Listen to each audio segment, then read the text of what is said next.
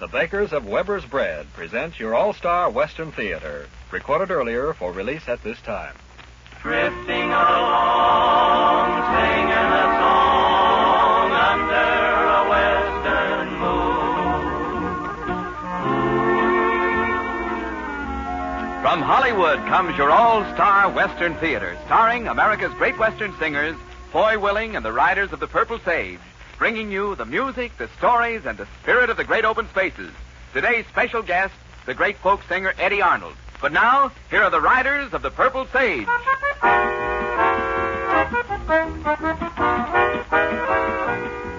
Yippee-oh, yippee-yay, at the break of the day, I ride along with a song in my heart all the way. I find an open range, a land that is free, out where the skies are blue, keep smiling down on me. When the sun goes to rest on the rim of the west, the moon above will return and the campfires will burn. To the stars above I'll sing of my love with a sagebrush symphony.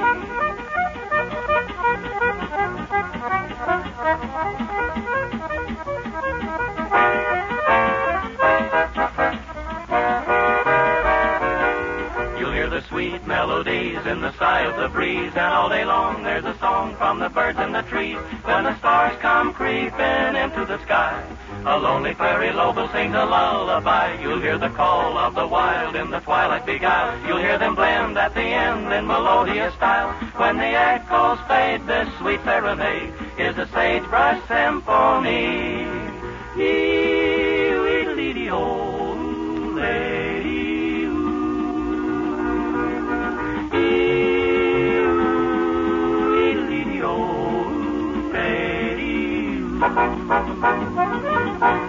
Well, friends, hello. It's good to be back with you again, bringing you our Western songs and stories. And speaking of Western songs, here's one that kind of hits the spot with a cowboy who likes to sing a song of yesteryear. We especially like it and hope you do, too. Sometimes.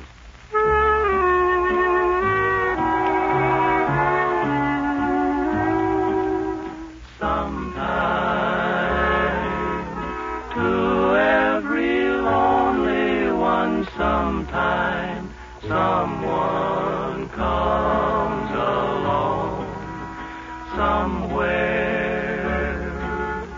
there is an only one singing love's old song. The gray skies above you will change to fairest blue. Sometime someone will whisper, I love you true.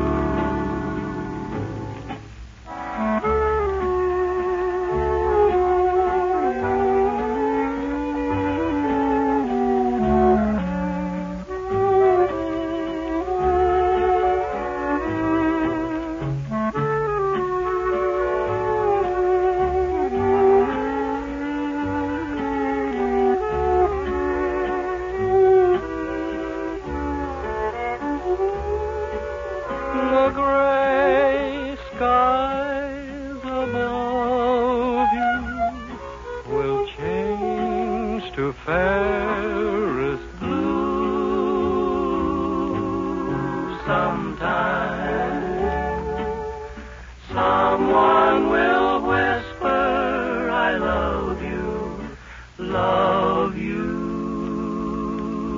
true.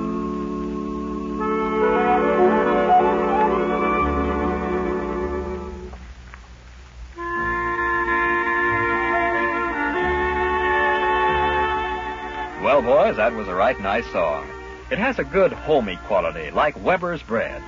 You know, it's true that Weber's bakers make hundreds of thousands of loaves of bread each day for Southern California housewives. But it's also true that each individual loaf has all the flavor and freshness of the best home-baked bread. That's because few housewives, busy with cleaning, getting meals, taking care of the children, could possibly give their bread all the care and attention that is given to each loaf of Weber's Bread. Baking fine, tender bread is all the bakers of Weber's Bread have on their minds. That's why each loaf of Weber's bread has all the good-tasting freshness you associate with home-baked bread and all the quality you associate with Weber's bread. So always buy Weber's, the good bread in the blue and white gingham wrapper.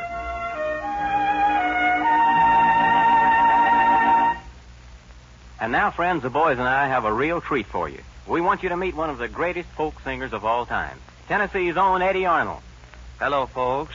Boy, it's mighty nice of you to invite me to your All-Star Western Theater, and I want to thank you. Oh, don't thank me, Eddie. We had a selfish reason. We want to hear you sing. Maybe something I did on Victor Records? That's right. It's a sin? It is. Listen and you'll see.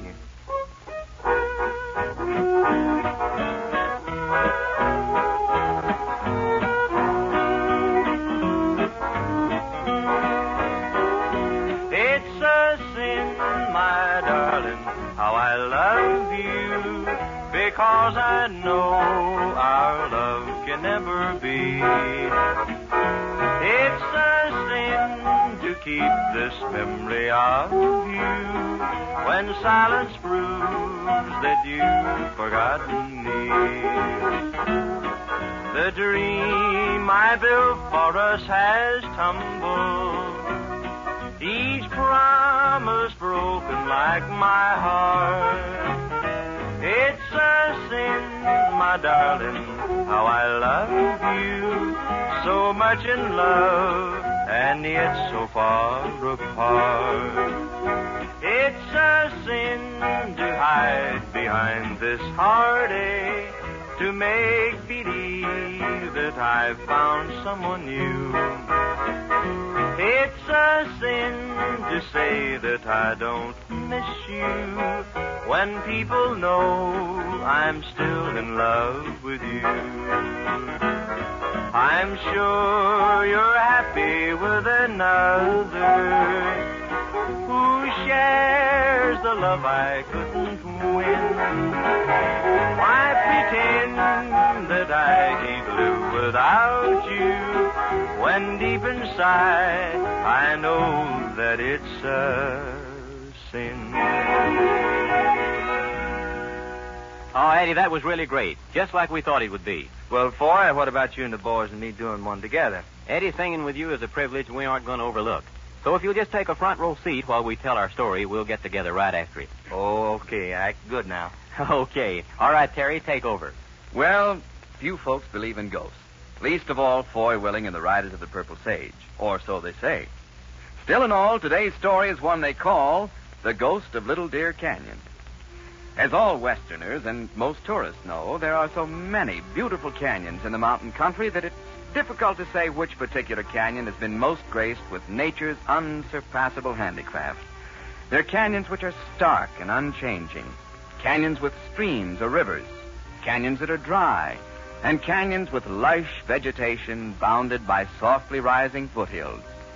Such a canyon as the last is Little Deer Canyon, almost idyllic in its beauty, and fiercely loved by the half-dozen families who have small ranches there. And it was in Little Deer Canyon that there suddenly appeared a ghost. The Riders of the Purple Sage know Little Deer Canyon well. They've ridden through many times. They're acquainted with the families living there. Through the grapevine, they've heard of the strange appearance of the ghost, and they've come to investigate.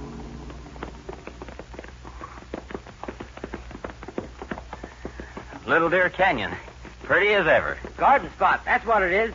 And the best place in the world to have a picnic. Boy, I do declare, it doesn't seem possible to me that folks would believe there's a ghost in this canyon. I know, Al. There's something mighty peculiar going on. Ghosts? There ain't no such.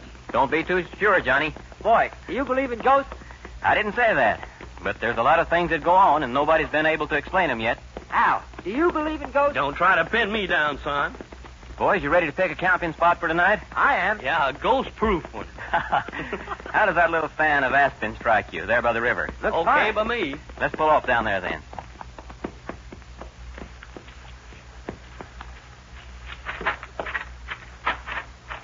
Easy there. Stand there, girl. No wandering about. My. I always did favor Little Deer River. It's so peaceful. You know what burns me up? Okay, I'll stooge. What burns you up, Johnny? Well, here's a pretty little stream, and a thirsty cowboy can't drink out of it. Seems silly. Here's the water bag, Johnny. Yeah, that's what I mean. You got to be careful of typhoid fever. And that water's as clear as a bell. However clear a bell is. You know, boys, this makes me think. Ridiculous. Now, wait, give me a chance. I was thinking there's probably typhoid germs in Little Deer River there, Well, likely so. but you can't see them. That's right. And there's supposed to be a ghost in Little Deer Canyon, but you can't see him. Well, is there a connection? Sure, Al. Oh, I get it. We get the ghost to drink out of the river, and he gets typhoid fever. Oh, dry up, will you? Oh. I mean, if we wanted to take the trouble, we could see the typhoid germs by hunting and looking through a microscope. Oh, I see, Al. Boy's going to hunt the ghost with a microscope, whatever that is. Yeah. I mean, to find the ghost the same way I'd find the typhoid germ. Hunt it down. Two-gun willing to the rescue. Oh, you guys. Hello. Hello. Hey, it's Jim Gardner. Hello, Jim. Hello, boys. Bag. Look, fellas, he's got everything loaded into his wagon. I was just noticing that, Johnny. Well, he was one of the proudest homesteaders around here. Yeah, sure seems funny he's leaving. The ghost. You really think so, boy? Well, Jim, by golly, how are you? Nervous, boy, nervous. Oh, hello, Johnny L. How are you, See you, Jim. I guess I don't need to ask what you're so nervous about, Jim. The ghost of Little Deer Canyon. You're moving out, Jim? Yeah, 4 I sold. To who? A young fella, new around here. Andy Sequist, his name is. Andy Sequist. He's not afraid of the ghost, I guess. He says we're all fools. He says... Jim, what do you mean, we're all fools? Why, shoot, boy. Everybody's leaving Little Deer. You mean you're all being scared out by a ghost? Well, if I was alone, like Sequist, I'd stay, but I got a wife expecting and 2 small kids, and they're nearly out of their heads with fear. Well, what scared him, Jim? The ghost. Yeah, we've heard about the ghost, but, I mean, did you see anything? Heard it. Heard it, huh? What did it sound like, Jim? Worst sound that mortal man ever had to listen to. What kind of a sound, Jim? Boy, I don't hardly know how to describe it. It cuts through your head like a bread knife. You can't get away from it. Fills the whole doggone canyon. Gosh. How do you mean it fills the canyon? I mean, it fills the canyon. You can't hide your head under a pillar or nothing like that. You can't get away from it. How often do you hear it, Jim? Boy, it's been going on most every night, 3 weeks or more. Never happens in the daytime, I suppose. Oh, no. Anybody ever say what kind of a ghost it was or whose ghost? Well, somebody told Andy Sequist it was the ghost of an Indian chief. It was the head of the tribe. Used to live in this canyon. Well, that sounds logical. Andy don't believe it. But I don't know. Jim, you say you sold your place to this Andy Sequist? Yeah, and he's welcome to it. Anybody else sold out to him? Well, there's only one family left, the Cutlers.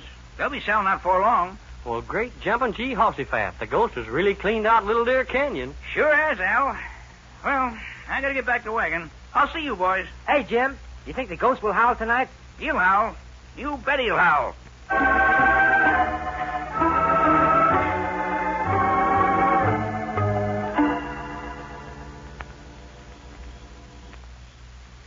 Want another log on the fire? I don't think so, Johnny. We'll be turning in shortly.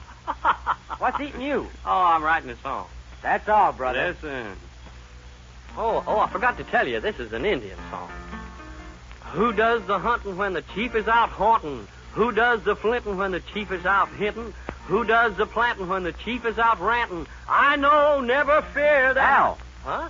What was that second line again? Hey, you like my song, boy? No. But what was that second line? Oh, well, who does the flinting when the chief is out hinting? I think... Huh? Yes, sir? I think that's the key. To what? Somebody's hinting.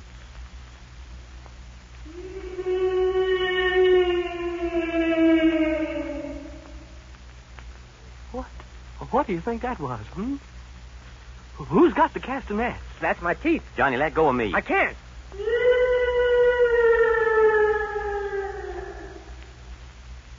Who does the hunting when the chief is out of haunting? Boys, listen. There'll be some more. Oh, no.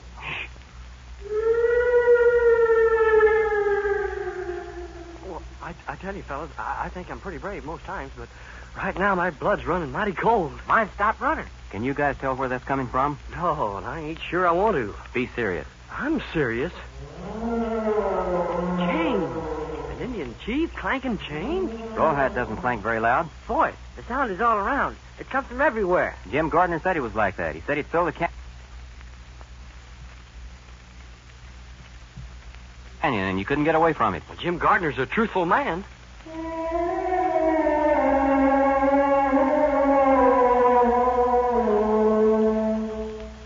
Well, I don't think he can ever become a member of the Riders of the Purple Sage. No, but he's a good candidate for the Hoosgal, and I think I know his name. Hey, guys, look.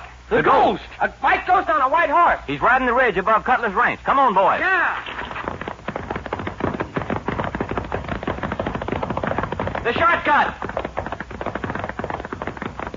He stopped.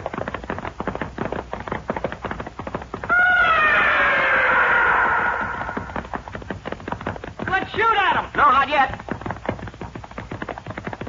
He's starting down the other side. Don't you shoot. Let me. Go ahead. He's disappeared. Pull up, boys. Boy, how could you miss him? He's such a perfect target. I missed him on purpose, Al. On purpose? For a good reason, I hope. Johnny, back at the campfire, I wrote 2 questions on a piece of paper. I want you to take the piece of paper and ride the big deer and... Right now? Right now. When you get there, call the ranger station and ask the ranger these 2 questions and bring the answers back as quick as you can get here. Okay, but it'll be about 6 in the morning. Good. We'll be at the Cutler's.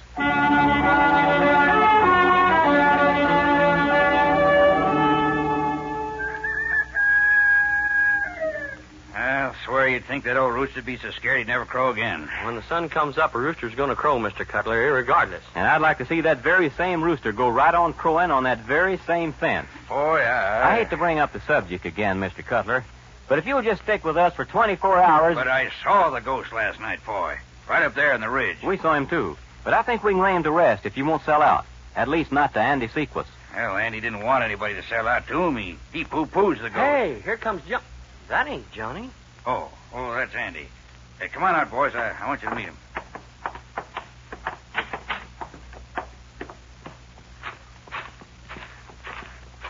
Hello, Andy. Hello, Mr. Cutler. Andy, this is Foy Willing and Al Sloy. I want you to know him. Hello, Andy. Did you hear it last night, Andy? What?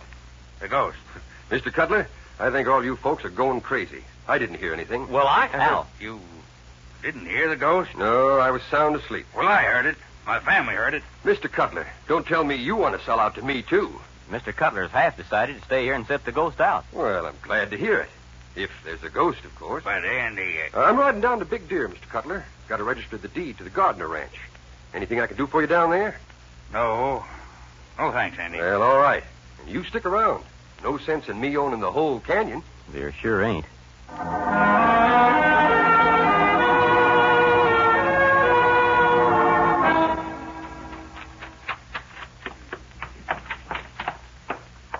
Johnny, you made good time. Yeah, but am I beat? Hello, Mr. Cutler. Hello, Johnny.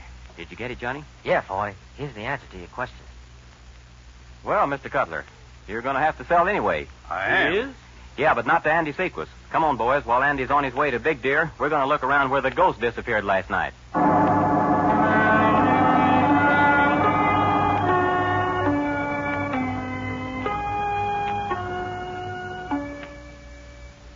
Boys, there's a lot of equipment stashed away in this little cave, which our friend so carefully camouflaged. There's a lot of equipment, but what is it? Yeah. Our friend Mr. Sequis is a ham operator. What is that? I had to ask the ranger if there are any ham operators around here, and I felt silly. Why, Johnny, any fool knows that a ham operator is somebody that operates on hams. I kill myself. Please do. What is it, though, Foy? Andy operates a shortwave broadcasting outfit. This is it. Shortwave? Al, you ride up to the other end of the canyon and see if you can find something that looks like this up in a tree. What'll I do with it if I find it? Leave it there. Johnny, you look down at the lower end of the canyon for the same thing. Okay. And I'm going to Andy's and see if he's got any whitewash laying around the barn.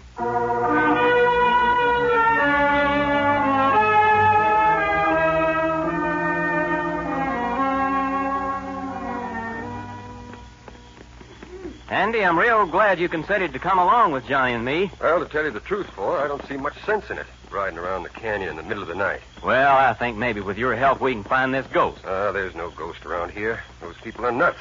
They're out of their minds. Well, I'm not going out of my mind, and I saw it. That's right. Whoa, boy, whoa. And I heard it, too. Right up there on the ridge. That's where we saw the ghost. And the sounds he made. Wow. Well, I never heard anything or seen anything, so I'm not going to let myself believe in it. The rest of you want it's okay with me. Only the Gardners and the Fremonts and the rest of them were darn fools to sell out and move away. And I told them so. How much did you pay him for the ranches, Andy? $1,000 a ranch. I bet I could have had them for $500. Why, those ranches are worth $5,000 apiece if they're worth a dime. Sure they are. You think I'm going to turn them down if those people are such fools? What in the name The of... ghost!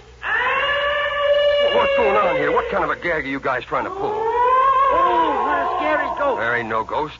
I know there ain't. You mean what, Andy? It's a trick. It's some kind of a trick. A trick about like the one you tried to pull, isn't it? I didn't try to pull anything. It was legitimate.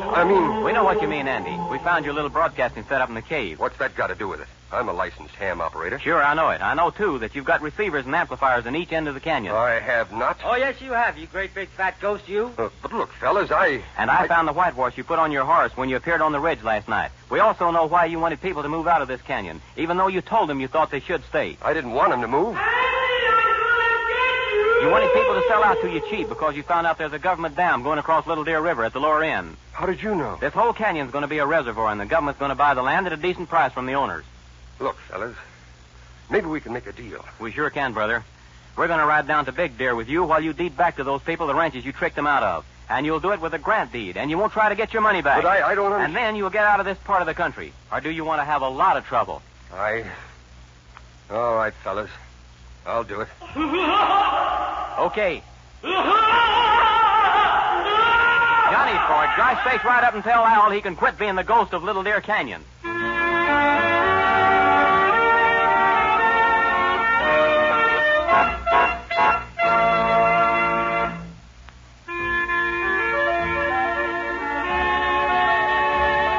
Well, Foy and the boys sure solved the problem of the so-called ghost in Little Deer Canyon. You probably don't need any ghost problems solved, but if you've got any menu problems, you'll find Weber's bread can be plenty helpful. The downright goodness of Weber's means more meal appeal. Each fresh, tender, flavorsome slice makes any food more satisfying, more nourishing, too. For example, have you still got some leftover turkey? Try it creamed and serve on crisp slices of Weber's toast. Or try cold turkey sandwiches on tender slices of Weber's bread spread with cranberry sauce. Any way you eat Weber's bread, it's got a flavor you never tire of. So buy Weber's bread, always fresh, tender, and delicious, in the blue and white gingham wrapper.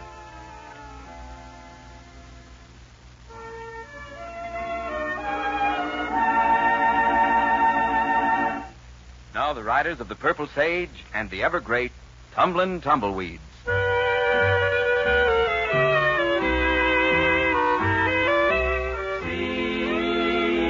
Tumbling down, pledging their love to the ground. Lonely but free I'll be found, drifting along with a tumbling tumbleweed. Cares of the past are behind, nowhere to go but I'll find just where the trail will wind, drifting along with the tumbling tumbleweed. I know when night is gone that a new world's born at dawn. I'll keep rolling along. My heart is a song.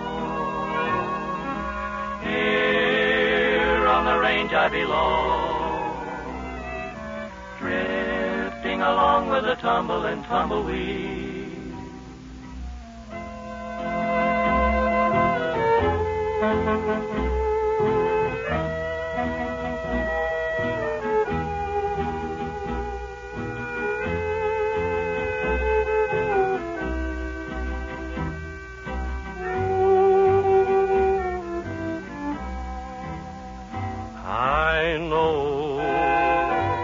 Is gone, that a new world's born at dawn. I'll keep rolling along, deep in my heart is a song. Here on the range I belong, drifting along with the tumbling tumbleweed.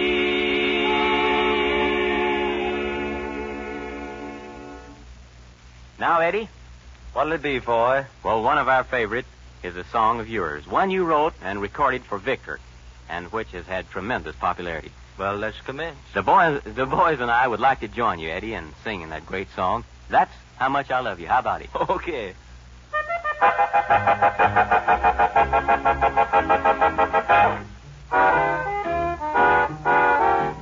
Now if I had a nickel I know what I would do. I'd spend it all for candy and give it all to you. I'd spend it all for candy and give it all to you. 'Cause that's how much I love you, baby. That's how much I love you. Now if you were a picture, I'd hang you on the wall. I'd sit where I could see you and I'd never move at all. I'd sit where I could see you and I'd never move at all. 'Cause that's how much I love you, baby. That's how much I love you. Now if you were a tiger, I'd hang around your den. I'd pester you, my honey, until you let me in. I'd pester you, my honey, until you let me in. 'Cause that's how much I love you, baby. That's how much I love you.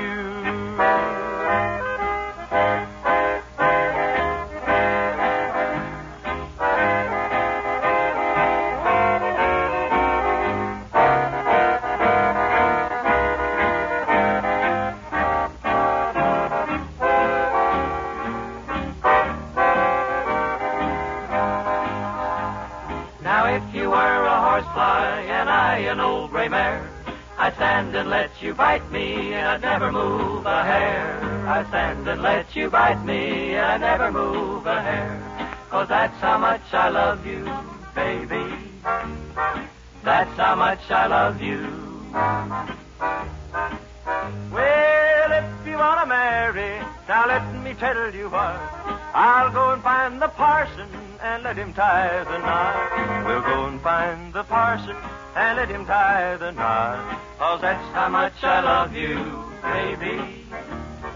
That's how much I love you.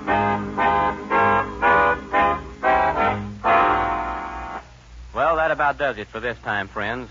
We're always glad when you can be with us, and we want to invite you to join us again next week. Our thanks to Eddie Arnold, who appeared through the courtesy of Ralston Purina Company. Tyler McVeigh and also John T. Smith for helping us tell our story.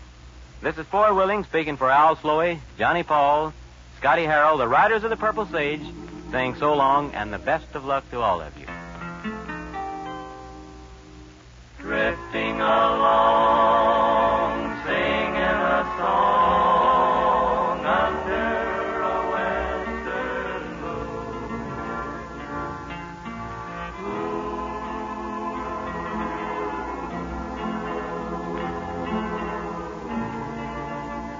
From Hollywood, you've heard your all-star Western Theater, a V.M. Bear production starring America's great Western singers, Foy Willing and the Riders of the Purple Sage. The script was written and directed by Scott Farnworth. This is Terry O'Sullivan speaking.